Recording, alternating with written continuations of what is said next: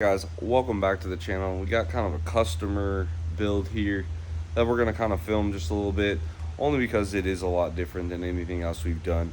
We have Chandler's 98 and a half, I believe. It might be a 99 VP-44 truck, and this is where it currently sits. Now, I worked on this for quite a while before I took my little vacation. It's still sitting here. This is turning into a P-pump 24 valve. So he actually had a pretty cool blue chip VP on there. You don't see too many of those anymore. And now I want to say that's a Northeast pump, but a lot of these parts he got secondhand, friend of a friend. They all came from the Midwest. Good seller. Chandler got a hell of a deal on all this stuff, and now we're just putting it together so it'll have like a billet front cover, billet tappet cover, yada yada, all the whole nine. And he tasked us with just basically getting the P-pump swap on there, making it run, and he's going to worry about some other things. So I told we'll seal up all his oil leaks up front here, take care of his tappet cover, and then as far as everything else goes, we're not doing a cam or anything. He's just going to keep his stock cam, and we're going to get to work on this. So in order to do a P-pump swap, as you can tell, you have to change the front timing case. Here's his VP one, and now we're going to install the P-pump one. Well, in order to do that, it's pretty simple. Pull the valve cover out. You have to pull the rocker arms off. Hammer in these 1/2-inch wooden dowels to hold the tappets up, which you guys can kind of see down here. Let me kick the light on so you guys can see there how we're retaining the tappets up. It's kind of crazy. This one clearly sagged a little bit, aka that's why we had the pipe. But anyway, the rest of them stayed pretty much up, which is a good sign. So that's hurdle number one. We got to get the timing case switched over. Then you got to worry about getting the fuel out of the P-pump back to the tank. And then you also have to feed the P-pump oil, which we'll get into that. So this won't necessarily be a crazy time-lapse video. This is going to be more of, I'm going to do some work, stop, talk about it, do some work, stop, talk about it, until we get to a finished point here. But I figured you guys would enjoy it. I know some of you guys are real diehard P-pump guys, so best I could do to bring you some more P-pump content to the channel.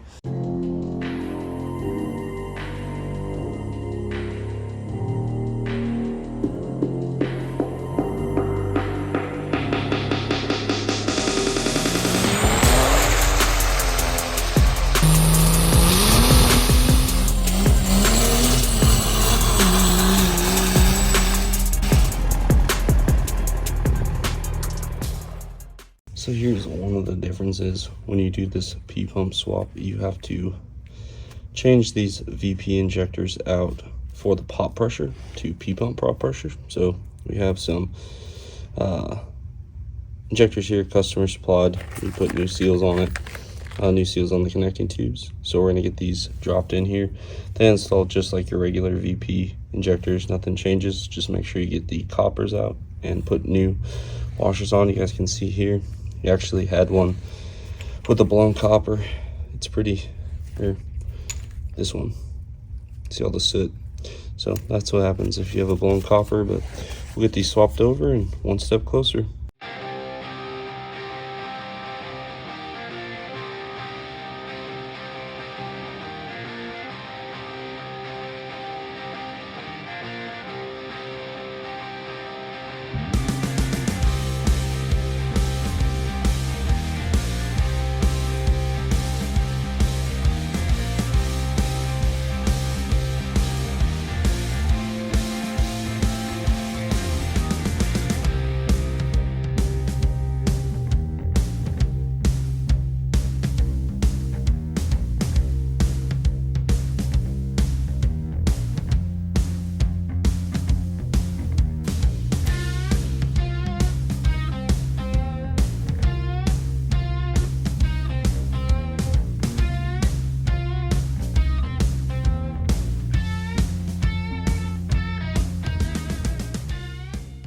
Okay, so now we have the correct shot adapter right here.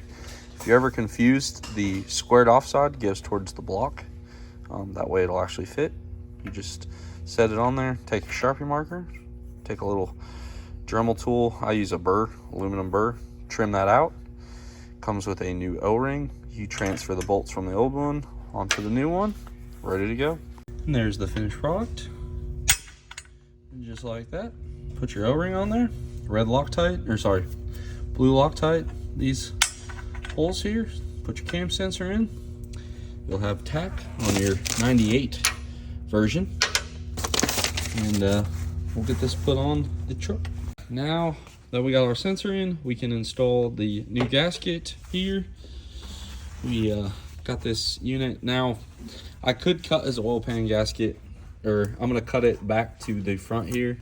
Unfortunately, it did tear on us. So due to the budget and everything else, what we're gonna do is just apply a bunch of RTV to the front of the oil pan and then to the bottom of this.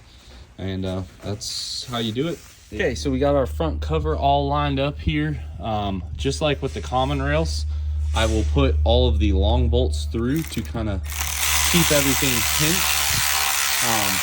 Unpopular opinion, I do use RTV on both sides of the gasket, and then every bolt that goes through the front case or cover through the front case gets red Loctited, as well as these 4 bolts and these 2 down here. Big thing, you want to make sure you get all the bolts kind of started even on the oil pan rail, and then you can do your finish torque, and that will make sure that everything kind of starts evenly. Once I get all this torqued, I usually give it about an hour for everything to set up, and then you can pull the exterior bolts out. So you guys see these bolts here, that helps pinch it against. And then once that's all dried up, we'll cut that extra RTV out. Like I said, normally you'd put a new oil pan gasket and stuff, but just not what we were doing on this one. So we made the best of what we could, and this is the best way to make sure it doesn't leak. Okay, and there is our cam installed. 2 crescent wrenches. You put one in this way, one this way. Kind of looks like this. It's the easiest way to gain leverage. Now, once you get it to a certain point on that last journal, you'll pull these off, but you kind of wedge them like this and you can pry up, help support the cam. But there she is. I'm gonna kind of stretch out after that cam install. Little Hot Shots assembly lube on there just to make everything start up nice. But now we can throw our push rods in, put our valve train back on, get that kind of somewhat sealed up a little bit. We could put our vacuum pump on. But before we do the vacuum pump, I do have to swap the original VP bracket for the P pump bracket. And then we got to check out our oil feed line. So this kit here pulls this plug out here, back here. That plug right there, and feeds the P pump. Sometimes they T, just depends, but this one is there and it feeds the outside of the pump. A little bit nicer of a kit in my opinion. We got our studs in here. Now you guys can see why that map sensor's got to be oriented a certain way, or cam sensor. But there she be. Now we have our P pump bracket swapped out for our VP. There is the provision for the power steering as well. We'll transfer that over. We got our oil line in right back there. And I got the gasket surface cleaned off for our vacuum pump as well. So now we're just going to go ahead, get the vacuum pump slid on, put our bracket on, get this oil line hooked up back to there, get our vacuum pump torqued, and then we can move on to the poverty pump, getting that slid on here. We also got our rocker arms on, valve lash set with the push rods, so that has been taken care of too. One more, big steps today. Okay, now we have our vacuum pump and our lower bracket. You guys can see right down there this bracket, and then we got our oil line hooked up. This you leave loose because it has to move when you put the P pump on it. Now we're gonna go ahead and slide our P pump into position and put it on with the nuts. Kind of getting close. I'm not gonna say we're over the hump yet, but getting there little by little. And there we have it for the day. Pretty good progress. Like I said, guys, this wasn't meant to be a super awesome video. I just figured I'd put this up here while I was doing this project for this customer, and put the cover back over it. But good day of progress. Tomorrow we got to hook up some fuel lines. Tomorrow we also got to hook up the new or brand used FAS. We'll get his pump timed. He wants it at 25 degrees. So that's where we will set it at. And then we can throw our front timing cover on. We could throw our valve cover on. And then really after this, it's just some linkage stuff. And then I'd say not necessarily the most time consuming part, but the most finicky part is to get them to kind of run right in a way. Not that they run bad, but there's some adjustments that have to be made. So we're getting there. Like I said, not an easy project, certainly not a hard project, but not for the faint of heart, especially when it comes to pulling the cam out. Honestly, I try to talk people into just replacing the cam and like resealing the motor at the same time so I can pull this out. It saves them quite a bit of labor on some oil leaks, and then it also saves me my back. So it's kind of a mutual thing there, but no big deal. This is the cheapest option to do it, so no worries there. I don't mind doing it either way for people. It's just a little more finicky trying to get the cam in horizontally, but we'll pick this back up on this little mini series. She'll be running soon. Back on the game here. Return line is now hooked up to the pump to there. I just went ahead and spun our pump over to find the flag. We are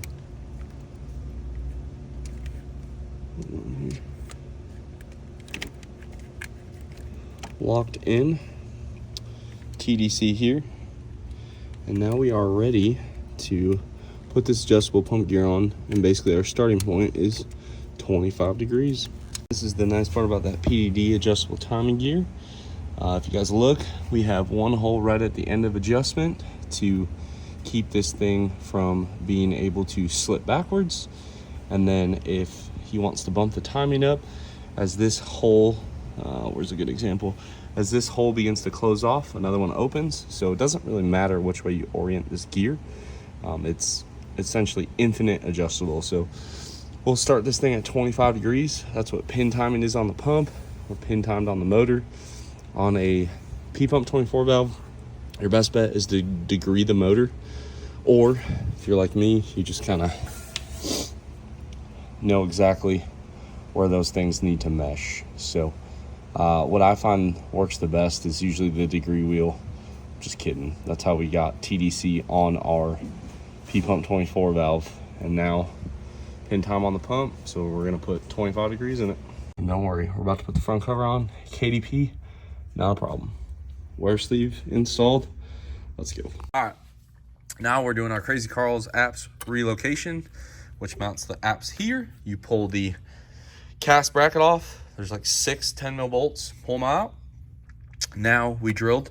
My only tidbit to you is get some of these Rad Dog Tools bits. This is like a heat treated something, I forget the name, but basically you'll dull every drill bit. Now we've drilled our holes, tighten this up, and then we can from there throw our linkage on for our P-Pump, god dang, while we wait for some brass fittings.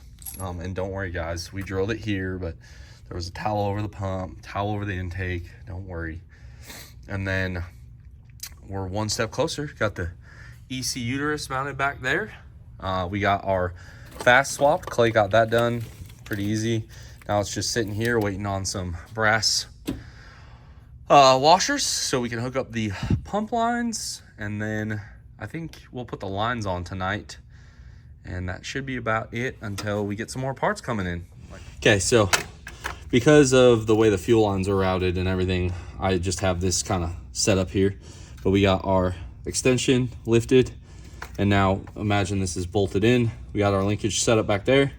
Go like this. You can activate it.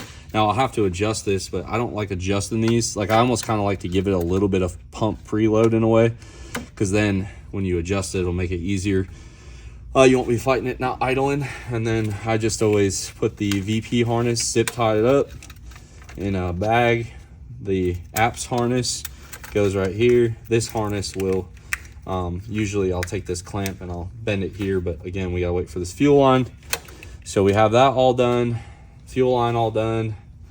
Now, last a little bit, we'll put the lines on, injection lines, and that'll probably wrap it up for the day. These are your P-pump 24 valve lines here. These are from Shod. We got these going on right here, kind of a pain in the butt. They just, nothing fits as good as factory P-pump lines, but you'll start these. I always tell people to get them all started before you crank them down. And the biggest thing to take away on these lines, okay, if they don't have all these braces on them, you're gonna snap them. These are real bad about breaking. Even your P-pump lines are real bad. Like once you go past the stock ones, they just, nothing ever seems to fit right. So take time, make sure your lines fit good, and they should last a long time. If you don't spend the extra money on these, you're going to spend a lot of time replacing lines. Okay, so step one, we gotta prime the old way too loud 9000 down here. Sure, this is, oh, there we go. Now we're gonna come up here, check for leaks. Really shouldn't be any. I can hear it working the air out. We'll give that a minute, and then we will crank on this thing with a couple injection lines loose. I'll probably do 1, 3, 5. Those are the easiest. So I'm gonna get those cracked, and then we'll start cranking on it. Okay, now we got some voltage. Ugh. Let's see what happens.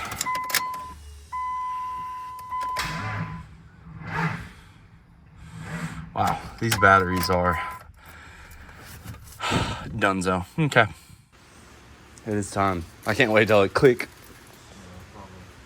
I don't know, it's weird. I mean, maybe tightening the battery cables helped. Yeah, you gotta sit in it.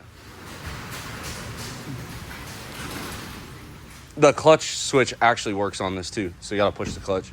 I spent like 15 minutes realizing that it wouldn't crank because the clutch. Okay, try it again.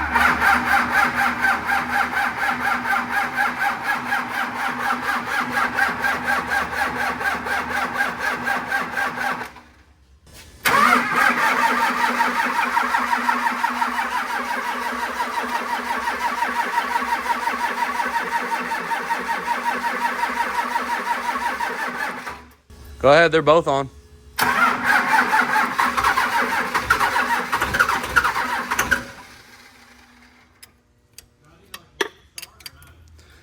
Not yet. In a minute here. Okay, we got some. No, that's the second gen from the one we thought Meyer lost the keys.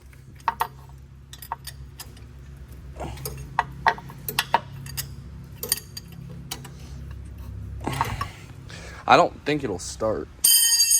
It might though.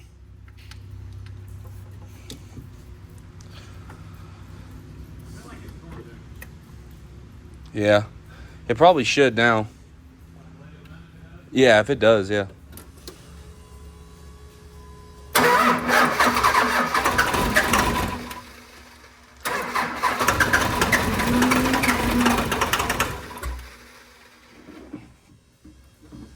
It's gonna be.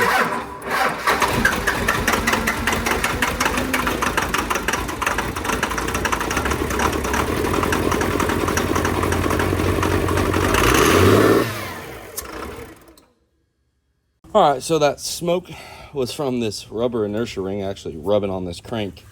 And then you guys saw it tried to run away on us, so sucked your hand in. Really kind of bent my knuckles backwards, but it does run. I'm gonna pull this damper off, I guess, because it can't be on there. It's rubber so wore out on it, it's rubbing. But it does run. So yeah, as you can see, the rubber coming out of that damper. So we do have a fluid damper on the way, but we'll it runs.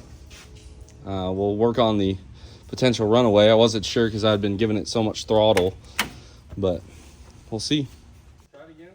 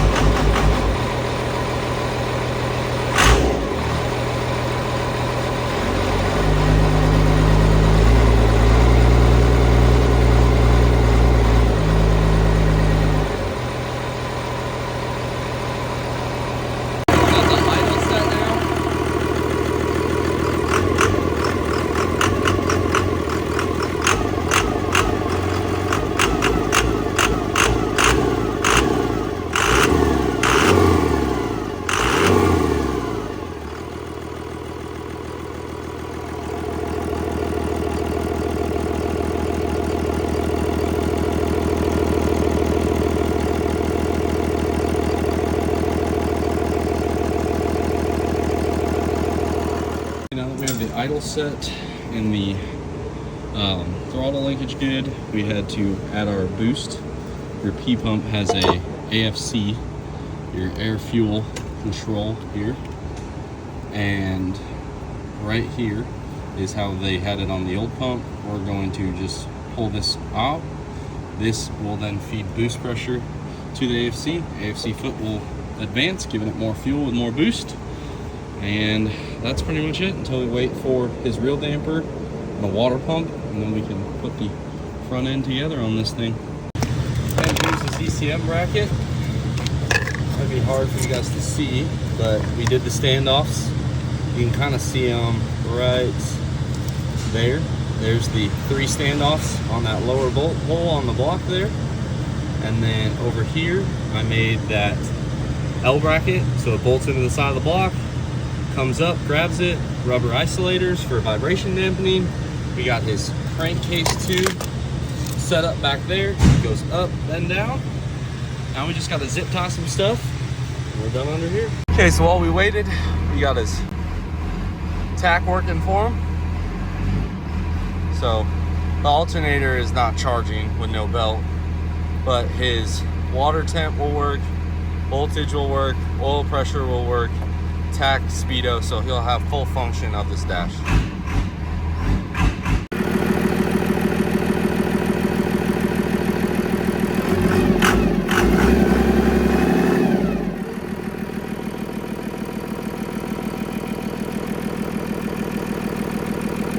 Okay, fluid damper max power kit's on. Now we can throw our belt and the whole front end back on. That was all we were waiting on. Just showed up. Let's do it.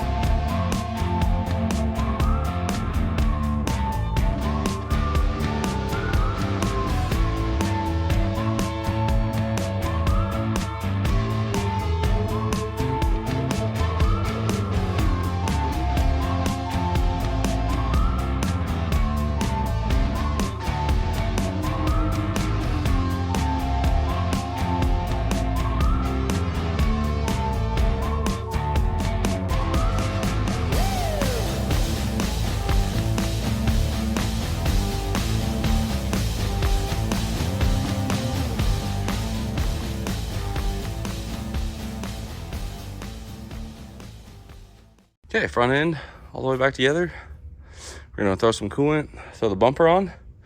Next time you guys hear this thing, we'll be test driving it. Go take her for a spin real quick, see what she's all about. Up the mess later. Let's go drive this pig. Pretty sure the license plates are expired. It's been here so long, but either way, let's go. All right, all systems are a go. Alternator's charging. Let's go. Clearly, this guy likes to party. Yes. The old El Manuel. I think it's a 5-speed.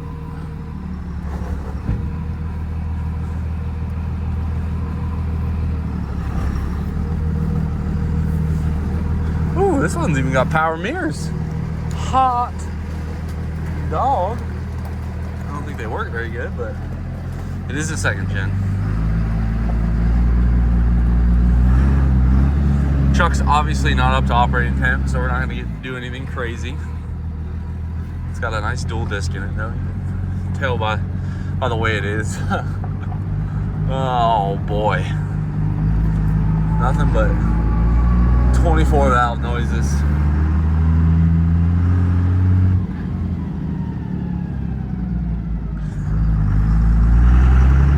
We're not gonna get too carried away. Stock head bolts.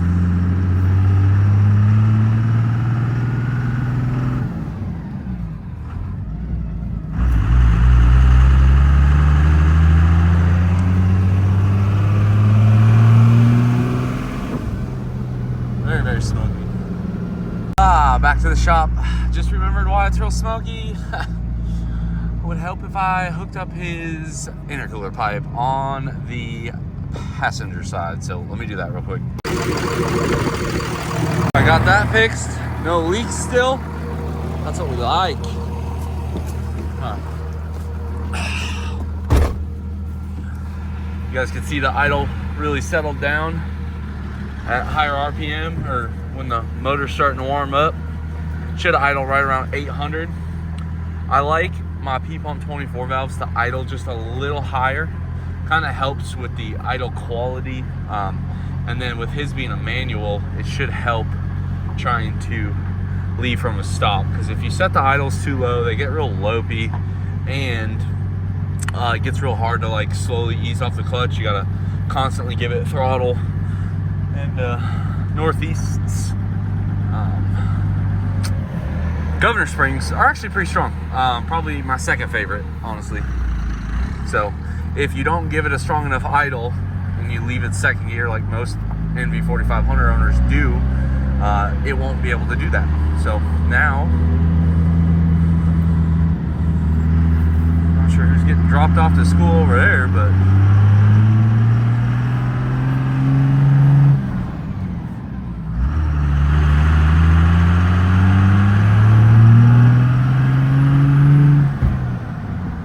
up pretty nice, but pretty smoky. Now that it's warm,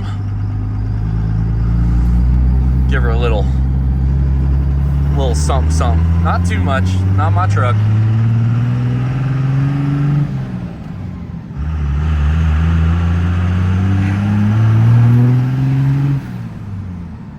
Pretty snappy. Pretty snappy. I mean, I don't know. P-Pump 24 valves just sound different. That's faux show. Well, guys, in a nutshell, she runs, she drives. I'm gonna do a little pre-boost fuel adjustment here on this old girl. Pump's already, fuel plate slid back, housing slid back. So we will obviously just adjust that real quick on the pre-boost. Probably go about a half turn out, should help them quite a bit. P-Pump 24 valve. I know this video was a little different.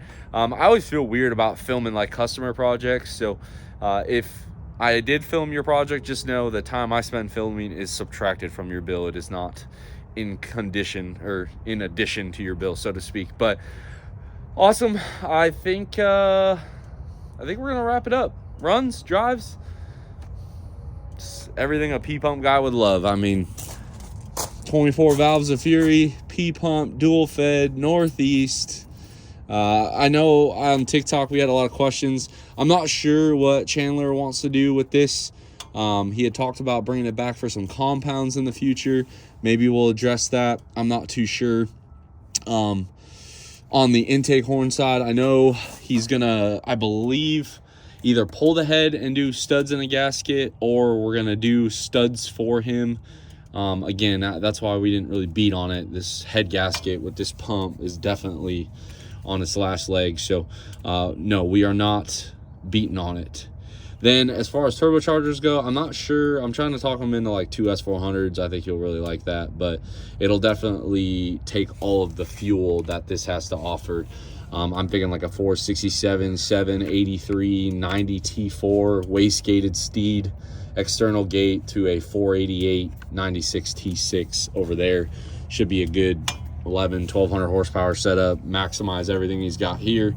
And he'll just, you know, we talked about it when he bought all this stuff and everything. Like, there are certain things that you have to give up with a P-pump at a certain power level, and this is a prime example of that. That's why I think common rails are so cool in how they are. Like, you can have a truck that would dust this thing 6 days to Sunday, you know, 1,000, 1,100 horsepower, hook it to a trailer, let it run in your shop forever, like, and it's not going to be a hot, smoky mess. And these things, you get to be so big. Like, this is the max street setup. I've seen some guys street drive 13s, but in my opinion, 13 mil pumps really need a seasoned P-pump driver. Like, these things just drive different, especially with a 13 mil. So not saying you can't, but this is about the most horsepower I'd probably turn loose for a P-pump for most people.